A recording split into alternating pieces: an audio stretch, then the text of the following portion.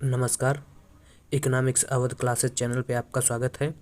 आज की क्लास में हम लोग लगभग 25 बहुविकल्पी प्रश्नों को सॉल्व करेंगे। यह प्रश्न अर्थशास्त्र से संबंधित TGT, PGT, NET, JRF, KVS, NVS, GIC, LT एवं झारखंड प्रवक्ता परीक्षा के लिए महत्वपूर्ण है। तो चलिए आज की क्लास स्टार्ट करते हैं और देखते हैं आज की क्लास में क्या क्या क्वेश्चन है। पहला क्वेश्चन,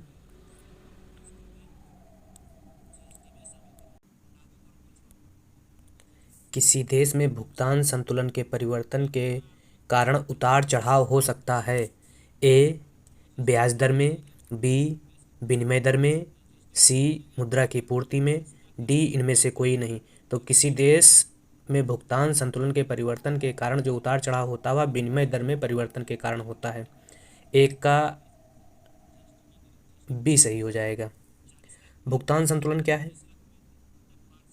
भुगतान संतुलन एक देश का शेष विश्व के साथ चालू खाते तथा पूंजी खाते पर लेनदारियों तथा देनदारियों का लेखा जोखा भुगतान शेष कहलाता है। मतलब एक देश का शेष विश्व के साथ चालू खाते एवं पूंजी खाते पर आयात एवं निर्यात को क्या कहते हैं? भुगतान शेष कहा जाता है, बैलेंस ऑफ पेमेंट कहा जाता है। यह वस्तुओं तथा सेवाओं से संबंधित लेन देन रखता है और भुगतान शेष में चालू खाते तथा पूंजी खाते के लेन देन को रखा जाता है। भुगतान शेष बीओपी हमेशा क्या होता है? संतुलित रहता है।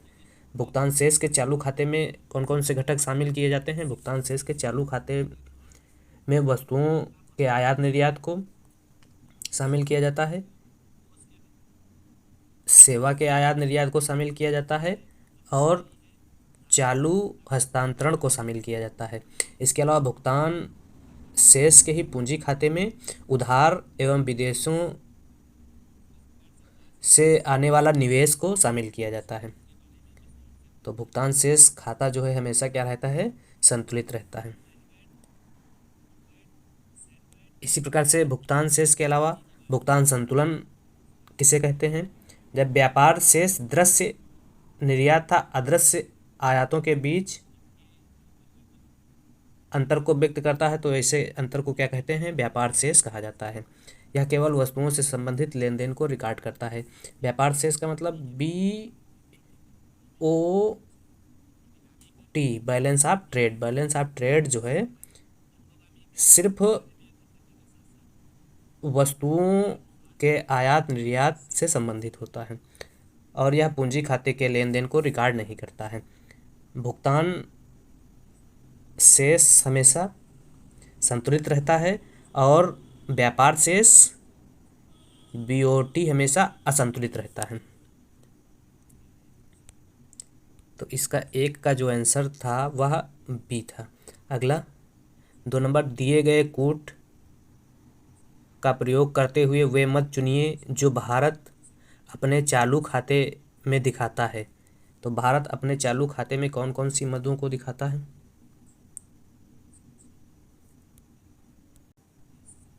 ऑप्शन देख लेते हैं। 1 निर्यात के कारण आगत और आगत के कारण निर्गत। 2 आयात विचलन के कारण आगत और निर्गत। 3 विदेशी पोर्टफोलियो निवेश के कारण आगत और निर्गत। 4 बाह्य ऋण और उधारियां। तो भारत अपने चालू खाते में दिखाता है। तो चालू खाते में अभी हम लोग पढ़े थे कि वस्तुओं के आयात एवं निर्यात को रखा जाता है।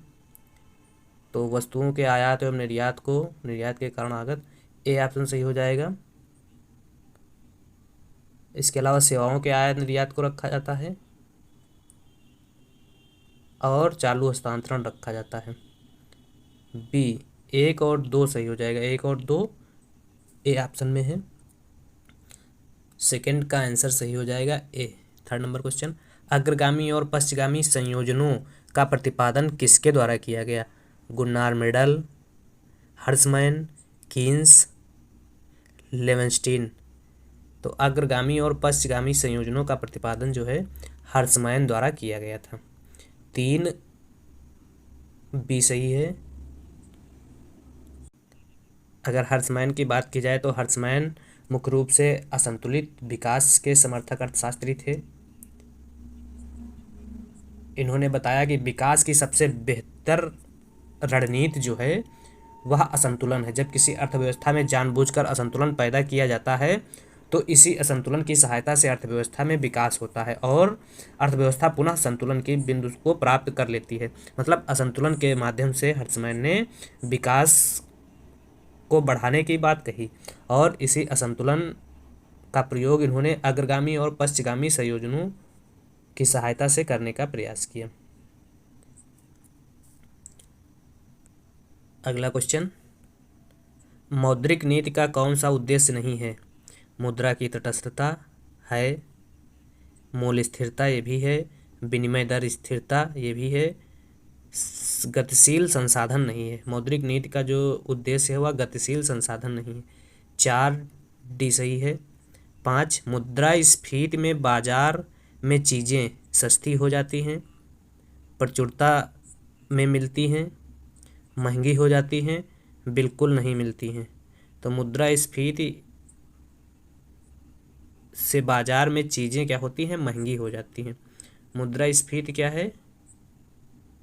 महंगाई से मुद्रास्फीति का तात्पर्य है। और जब अर्थव्यवस्था में एक वस्तु के पीछे ज़्यादा से ज़्यादा मुद्रा प्रचलन में हो तो उसे क्या कहते हैं?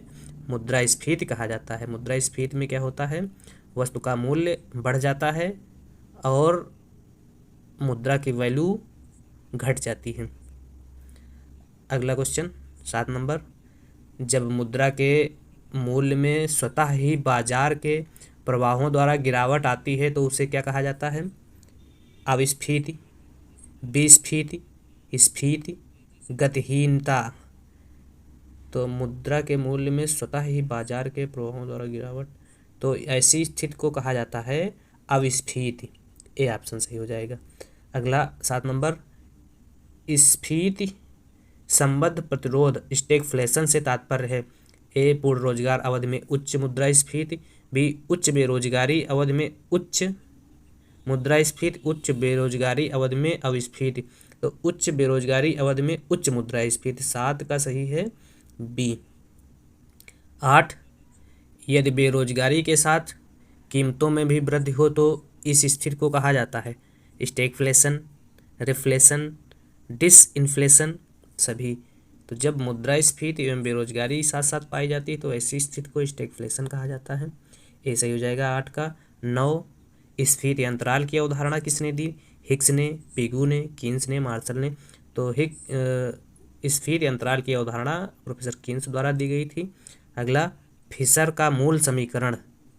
तो फिशर का जो मूल समीकरण है वह है mv बराबर pt। mv बराबर pt किस ऑप्शन में है? या pt बराबर mv डी ऑप्शन में है। डी सही है।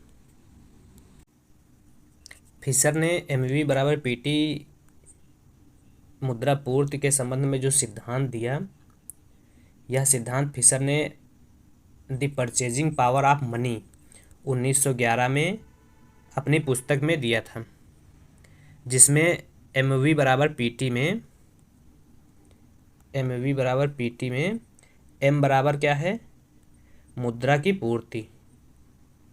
मुद्रा की पूर्ति है m बराबर। v बराबर मुद्रा का चलन वेग, p बराबर सामान्य कीमत स्तर और t बराबर वस्तुओं तथा सेवाओं का लेन देन दर्शाता है। mv क्या है? मुद्रा की पूर्ति को दिखाता है और pt क्या है? मुद्रा की मांग को दिखाता है। तो इस प्रकार से फिशर का जो मूल समीकरण है mv बराबर pt है। अगर इसमें अलग से m समीकरण दे दिया जाए mv बराबर pt में और पूछ लिया जाए m का अभिप्राय क्या है या m से क्या तात्पर्य है, तो मुद्रा की कुल मात्रा से m का तात्पर्य है। इसी प्रकार से अगर t पूछ लिया जाए तो वस्तुओं और सेवाओं के लेन देन से t का मतलब है। अगला क्वेश्चन, फिशर के समीकरण में m स्थिर है, p स्थिर है, p था m स्थिर है, mv था v स्थिर है। तो फिशर के समीकरण में mv बराबर pt में एम वी तथा वी स्थिर है, तो एम वी तथा वी डी ऑप्शन में है। अगला 12 नंबर क्वेश्चन, परंपरावादी अर्थशास्त्र में मुद्रा पूर्ति के परिवर्तन से ए केवल कीमतें प्रभावित होती हैं, बी ब्याज दरें प्रभावित होती हैं, सी रोजगार एवं उत्पादन बढ़ता है, डी कोई प्रभाव नहीं पड़ता है। तो परंपरावादी अर्थशास्त्र में मुद्रा पूर्ति में परिवर्तन से केवल कीमतें प्रभावित होती हैं, 12 ए सही हो जाएगा। 13 लीफ-कानन प्रक्रिया संबंधित है रोजगार का सिद्धांत, मुद्रा की पूर्ति सिद्धांत, साख सृजन का सिद्धांत, व्यापार चक्र का सिद्धांत। तो लीफ-कानन प्रक्रिया जो है साख सृजन के सिद्धांत से संबंधित है, 13 सी सही है। 14 करारोपण का तात्पर्य है, करारोपण के करापात से तात्पर्य है, करापात से क्या तात्पर्य है, वास्तविक कर भार से, प्रत्यक्ष मौद्रिक भार से, अप्रत्यक्ष मौद्रिक भार से, कोई नहीं। तो करापात जो है प्रत्यक्ष मौद्रिक भार से संबंध रखता है, या इसको कह सकते हैं अंतिम मौद्रिक मूल्य। करापात को अंतिम मौद्रिक मूल्य कहा जाता है, और कराघात को प्रारंभिक मौद्रिक मूल्य कहा जाता है, और करापात को अंतिम मौद्रिक मूल्य कहा जाता है। अगला 15 नंबर, कृषि आय कर है संघीय सूची, राज्य सूची, समवर्ती सूची, ए तथा बी।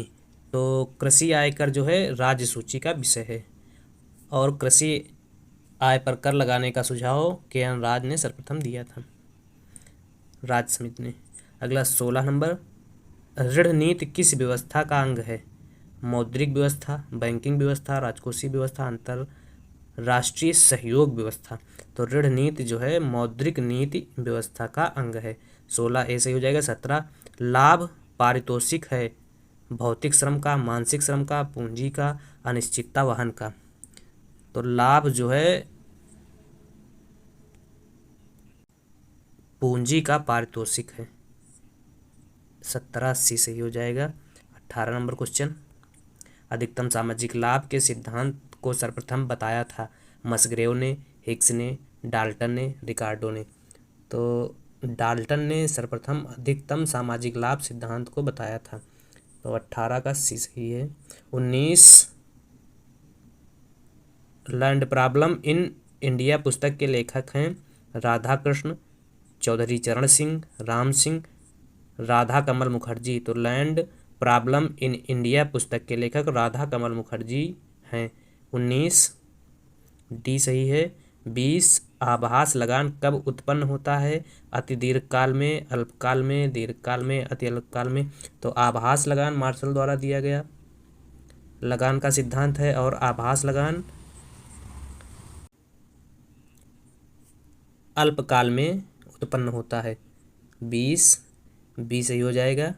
21 पैरेटो इष्टतमता की स्थिति इसके अंतर्गत सही रहती है, एकाधिकारिक प्रतियोगिता, अल्पाधिकार, एकाधिकार, पूर्ण प्रतियोगिता। तो पैरेटो इष्टतमता जो है पूर्ण प्रतियोगिता अंतर्गत के सही रहती है। 22 नंबर, निम्न बाजार प्रारूप में किसमें सर्वाधिक कुशल साधन आवंटन होता है। तो पूर्ण प्रतियोगिता में सर्वाधिक कुशल साधन आवंटन होता है, और पूर्ण प्रतियोगिता में ही संसाधनों का पूर्ण विदोहन हो जाता है, और श्रम का शोषण नहीं होता है, और आवंटन जो है सर्वाधिक उपयुक्त या कुशल होता है। तो पूर्ण प्रतियोगिता की ये विशेषताएं 3 बहुत महत्वपूर्ण है कि संसाधनों का सर्वाधिक कुशलतापूर्वक आवंटन किया जाता है, संसाधनों का पूर्ण दोहन हो जाता है, और श्रमिकों का शोषण नहीं होता है। अगला 23 नंबर क्वेश्चन, निम्न चित्र प्रदर्शित है, क्या प्रदर्शित कर रहा है यह चित्र। तो इसमें क्या बताया गया है, MC बराबर AC बराबर AR बराबर MR। तो इसमें ये चारों बराबर हैं, तो ऐसी स्थिति पूर्ण प्रतियोगिता में सामान्य लाभ की होती है, और दीर्घकाल में ऐसी स्थिति प्राप्त होती है। पूर्ण प्रतियोगिता में सामान्य लाभ की स्थिति दीर्घकाल में, तो बी ऑप्शन सही हो जाएगा इसमें। 23 में 24, जिस क्षेत्र में किसान केवल सब्जियों के विशेषज्ञ होते हैं, इस प्रकार की खेती को कहा जाता है सहकारी खेती, मिश्रित खेती, ट्रंक खेती, सामूहिक खेती। तो ऐसी खेती को ट्रंक खेती कहा जाता है।